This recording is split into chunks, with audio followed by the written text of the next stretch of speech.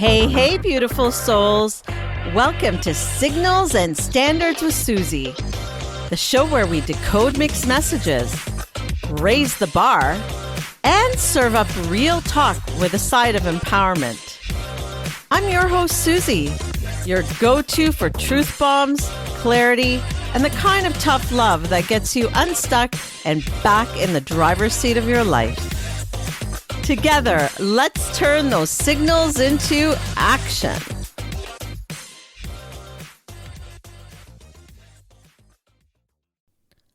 Welcome to Signals and Standards with Suzie, the show where we cut through the confusion, set strong boundaries, and upgrade your emotional standards one real conversation at a time.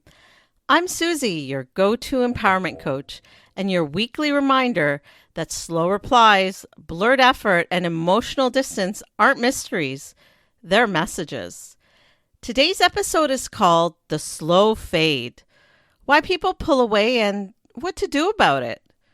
If you've ever felt someone quietly slipping away, not with a fight, but with maybe less effort, fewer texts, and more distance, whether it's a friend or someone you're dating, this episode is for you.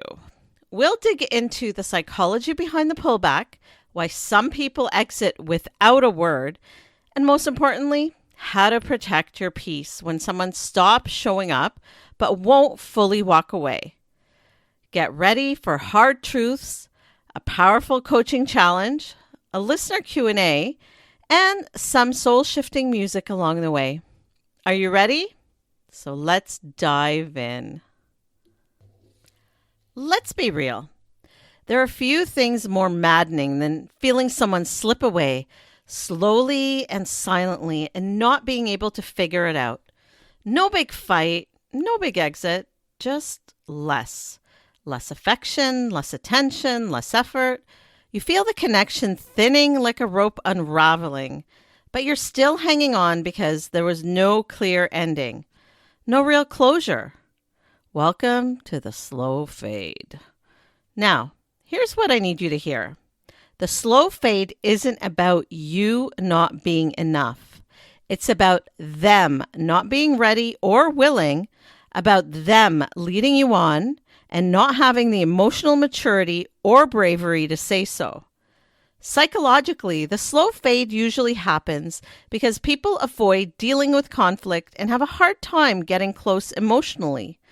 People who operate from this space often struggle with emotional intimacy, vulnerability, and also the discomfort that comes with confronting difficult issues. So instead of expressing doubt, expressing dissatisfaction, or maybe a desire to end things honestly, they begin pulling back in quiet, almost subtle ways. Essentially, it's a defense mechanism. They detach slowly, reduce communication, they become vague, they become non-committal, all in hopes of avoiding that heavy conversation where someone might cry, confront, or hold them accountable. Why? Because confrontation feels threatening to them. Not in a dramatic, volatile way, but emotionally. They fear being seen as, the bad guy or girl, even if they're the ones disconnecting. So they create a kind of emotional breakdown that forces you to make the call. They'd rather you end things so they can maintain the narrative that they didn't do anything wrong. They wash their hands clean. It's self-protection masquerading as indifference. This is why you shouldn't make excuses for them or blame yourself. The slow fade allows them to disengage while maintaining a clean conscience. Yep, they might even label you as reactive, as maybe too much or clingy, especially when you notice the pullback and if you speak up. But in reality, what they're doing is avoiding responsibility, not just for the relationship, but for their own emotional discomfort. And that's the kicker. The slow fade isn't a passive act. It's a calculated one. They know what they're doing. They totally know what they're doing. It's silence used as a tool to shift the emotional work onto you. Because if you call it out or choose to walk away, they can sidestep accountability and stay emotionally blameless. But let's be clear. There is nothing blameless about making someone feel uncertain, unseen, or unworthy because you're too afraid to speak the truth. In the book Attached, Dr. Amir Levine explains that avoidant partners tend to equate intimacy with a loss of independence. So when things get close, they start retreating, not necessarily out of malice, but out of internal fear. The emotional connection feels overwhelming. So instead of leaning in, they slowly and subtly lean out. So you might notice delayed or minimal responses to text, plans that keep getting rescheduled, sorry, been busy excuses, fewer good morning or good night texts, maybe conversations that start feeling kind of surface level. Sound familiar? Here's the trap. You start doing more. You feel bad for them. You text first. You initiate plans. You become understanding. But the more you chase, the more they fade. Something I've said before is, the slow fade is just ghosting in slow motion. And what hurts the most isn't the silence. It's the way it messes with your head, your self-worth in tiny, unnoticeable ways. You begin questioning yourself instead of questioning their actions. That's not love. That's erosion of the worst kind. What's really happening is that you're being benched. And who likes being benched? Nobody, let me tell you. You're being kept around just enough to feed their ego or emotional convenience, but not enough to be fully chosen. The truth is, the slow fade can sometimes be more painful than an outright ghosting. Why? Because at least with ghosting, the silence is loud and clear. You know where you stand. But, with a slow fade, it's like being kept on an emotional leash. Psychologist Janice Villauer calls it a charade, a drawn-out act that keeps you in a state of limbo, questioning yourself while the other person avoids accountability. That's not kindness. That's actually a subtle form of gaslighting. You start wondering if you imagine the connection, if you're overreacting, or if there's still a chance things will go back to the way they were. And as a life hacker piece points out, this kind of ambiguity often cuts deeper because it forces you to keep investing your mental and emotional energy into something that's already over in their mind. Instead of giving you the respect of honesty, the slow fader takes the path of least resistance, stringing you along until you either get tired or finally see the truth for yourself. But here's the empowering part. Recognizing the pattern for what it is. Once you name it, you take back the power. You can stop waiting. You can stop internalizing someone else's avoidance as a reflection of your worth and start making choices that align with your peace. Because at the end of the day, you deserve clarity, not confusion. And anyone who can offer that doesn't deserve front row access to your life. Psychologists say slow fading activates the same brain regions associated with physical pain because your brain can't process the ambiguity. It treats it like an injury that never fully heals. Over 60% of people have experienced this slow fade breakup, yet 80% say they never got closure, proving that silence often hurts more than the truth. Now I want to challenge you to flip this. When someone's interest fades and effort dies, don't try to resurrect it. You are not CPR for dead vibes. You're not a detective for mixed energy. You're the standard. And the truth is, slow fade isn't confusion. It's communication. They are telling you something, and you need to pay closer attention. The slow fade has a way of leaving us drained, doesn't it? You're left hanging, second guessing yourself, waiting for clarity that never comes. But here's the reframe. You don't have to wait for someone else to decide your worth. Your direction or your peace of mind. Fates happen, but they don't define you. You get to decide where your energy goes next. Next, I've got some powerful listener questions lined up, and trust me, you won't want to miss them. And that's what today's conversation is really about. Not letting someone else's slow fade dim your light. You deserve a connection that's clear, consistent, and real. So let's dive right into some of your listener questions, because I know so many of you are navigating this exact situation, and together we're going to unpack it. So here's your first question. They used to call and text all the time. Now they like my posts and send the occasional, "Hey, what happened?" And how do I bring it up without sounding too needy? What happened? What happened was they faded slowly and they're being strategic about it. What you're describing is textbook breadcrumbing. This is when someone gives you just enough attention to keep you hanging on, a like here, a random hey there, but without any real investment, consistency, or intention. It's not a connection. It's emotional maintenance. Just enough so you don't forget them, but never enough to feel seen or even secure. Psychologists refer to this as strategic ambiguity. It's when someone stays just present enough to avoid being labeled as entirely gone, but they're far too detached to offer anything meaningful or grounded. It's not that they don't know they're fading, it's that they're intentionally avoiding a responsibility for it. And the worst part?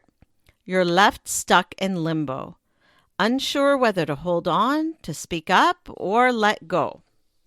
Here's what I want you to remember.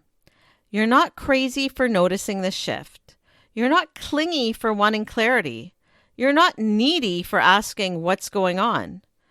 Let's reframe that neediness, because what you're actually doing is advocating for emotional transparency. And that's not a flaw.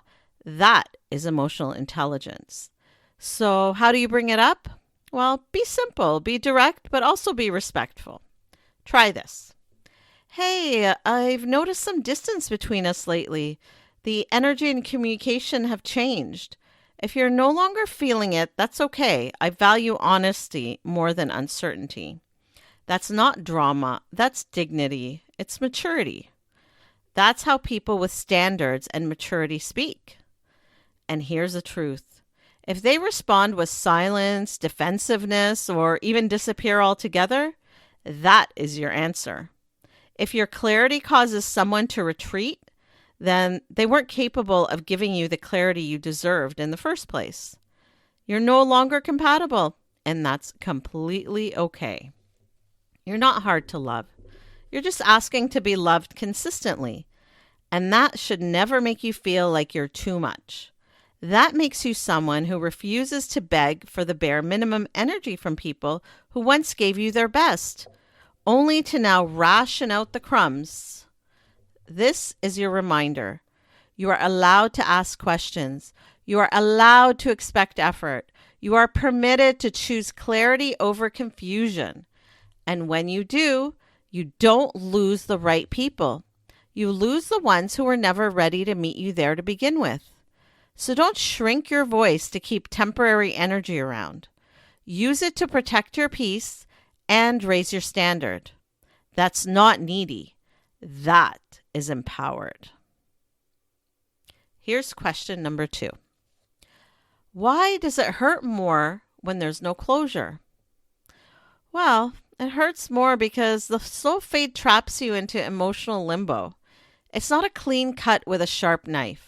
It's a slow, painful cut, an unraveling of sorts.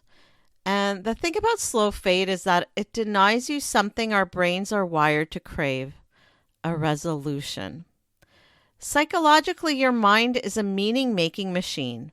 When something ends without explanation, your brain keeps spinning.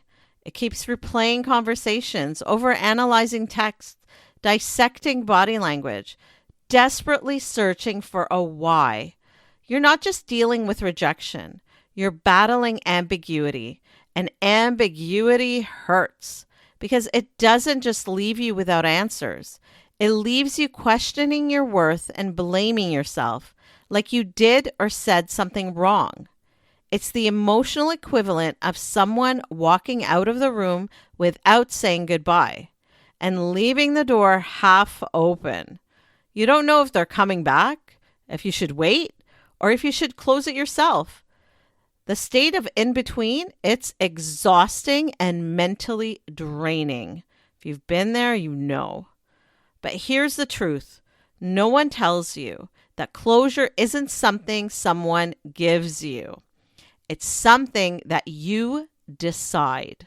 Yes, they may have pulled away without a proper ending, but that doesn't mean you have to stay stuck in that story. You don't need a closing conversation, an apology, an explanation, or some grand declaration to start healing. What you need is clarity, and sometimes that clarity comes from accepting what is instead of waiting for what might have been. I know, that's hard. But you know what? They don't deserve to take up free real estate in your head. If you're wondering about someone, ask yourself, are they showing up for you in a real way? Are their actions matching their words? Are you feeling secure, respected, and valued with them? If the answer is no, there's your closure. You give yourself closure by no longer needing their participation to move forward. You close the chapter and rewrite the narrative by choosing your peace over the silence. You stop looking for reasons to stay and start listening to the reasons you feel unfulfilled. As I've said many times, closure is self-generated clarity. It's the moment you stop needing their explanation and start trusting your own experience. So yes, it hurts when you don't get closure from someone else, but it also frees you from the illusion that your healing depends on them. It doesn't. You get to grieve, release, and rise with or without their participation. Because the truth is, someone who fades away instead of facing you didn't just exit. They revealed who they really are, loud and clear. And that is your answer. That is your gift. That is your power. You deserve the ending and beginning that brings you peace, not confusion. So please close the door yourself, not because they said you should, but because you know you must. Here's our last question. My friend doesn't reach out anymore unless they need something. I feel used, but I don't want to be petty. Am I overthinking it? You're not overthinking it. You're finally thinking clearly. When a friendship becomes one-sided, it's not too petty to notice. It's self-respect. We often downplay these shifts in friendships because we're afraid of being labeled dramatic or too sensitive. But emotional labor, the checking in, the supporting, the showing up, it isn't meant to be a one-way street. You shouldn't have to earn your place in someone's life through usefulness. Here's the truth. When a friend only reaches out when they need something, advice, a favor, a place to vent, but they go silent when it's your turn to need support, that's not friendship.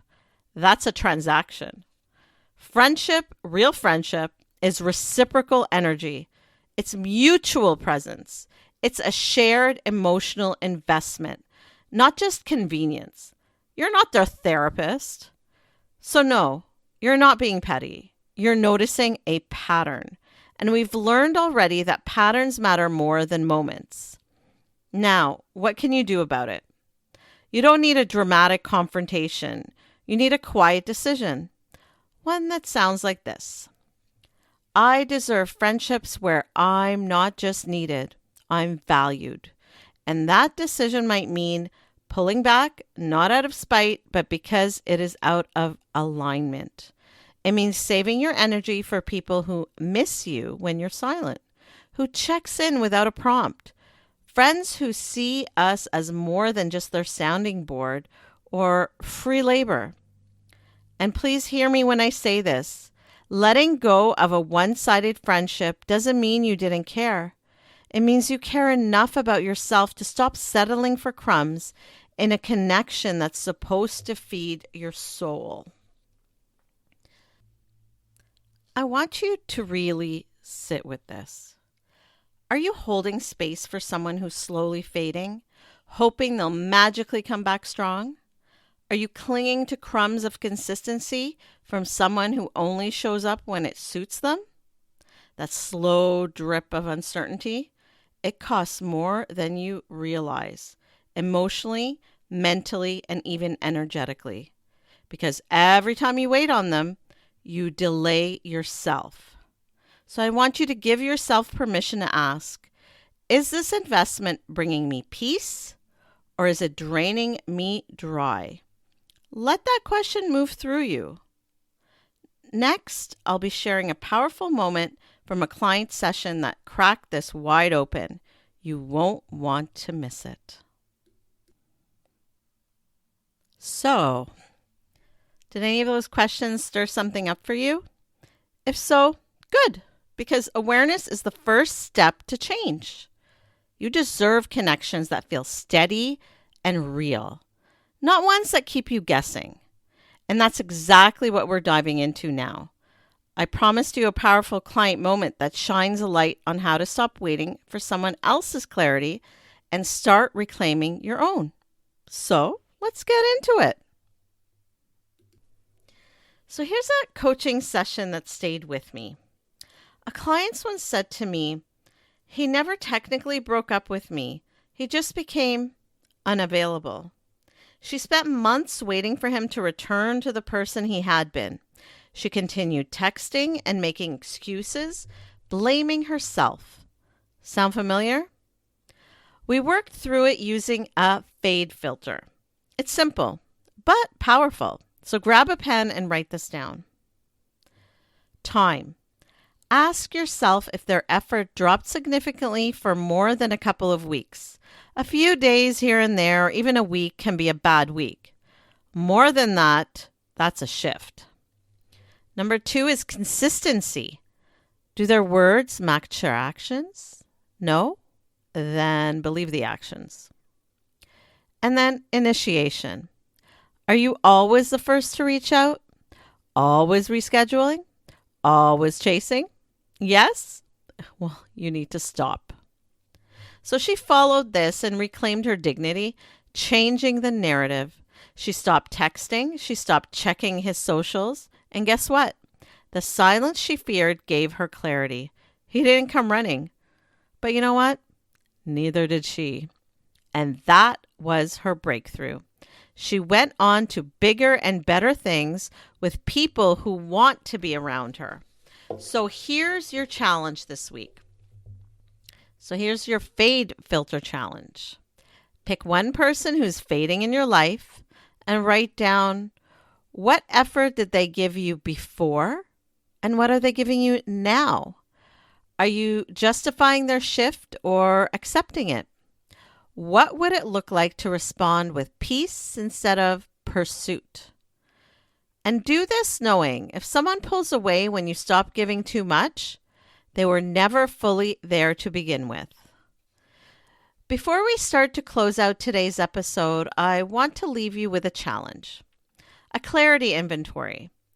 This week, choose just one connection, whether romantic, friendship, or even professional, where inconsistency has been messing with your peace.